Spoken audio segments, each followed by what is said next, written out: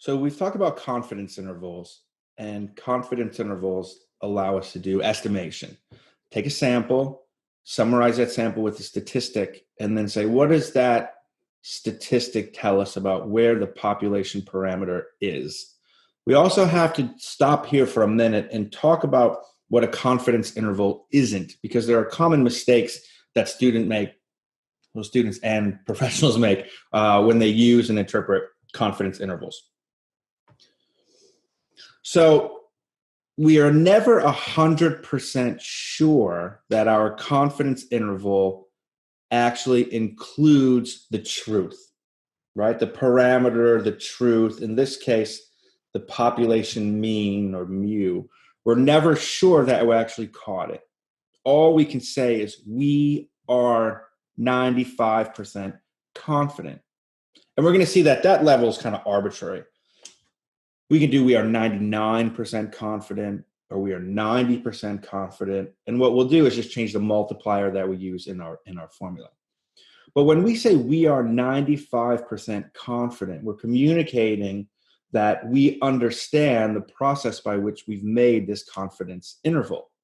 We've made it in such a way that if we were to repeatedly take samples over and over again, 95% of those samples would, when we put those confidence intervals around it, 95% of them would catch the truth. And you can think of it in terms of all possible samples that could be made, infinite number from a population, all possible confidence intervals that could be made. You are randomly reaching in and pulling one of them from the potential pot of results.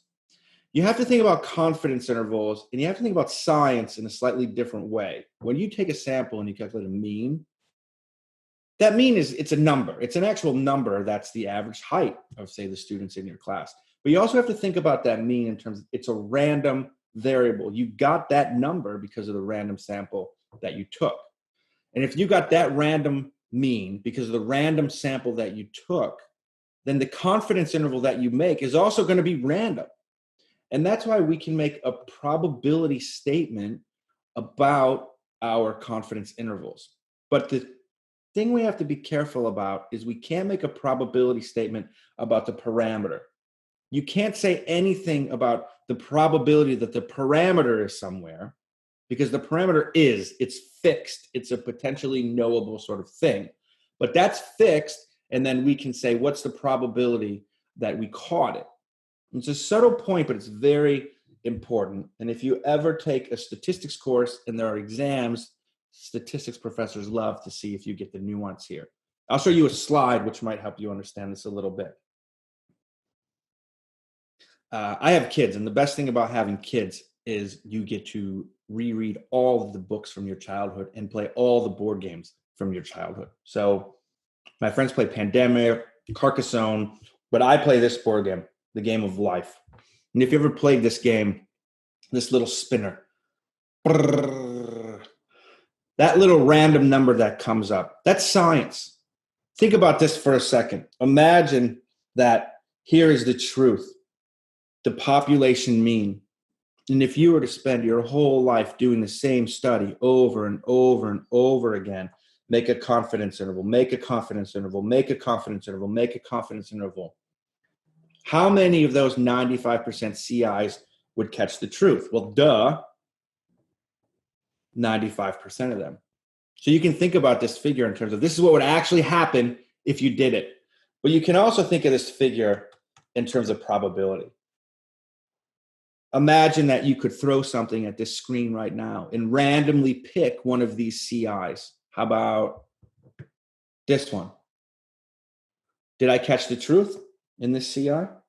I did. What's the chance that I would have picked one that caught the truth?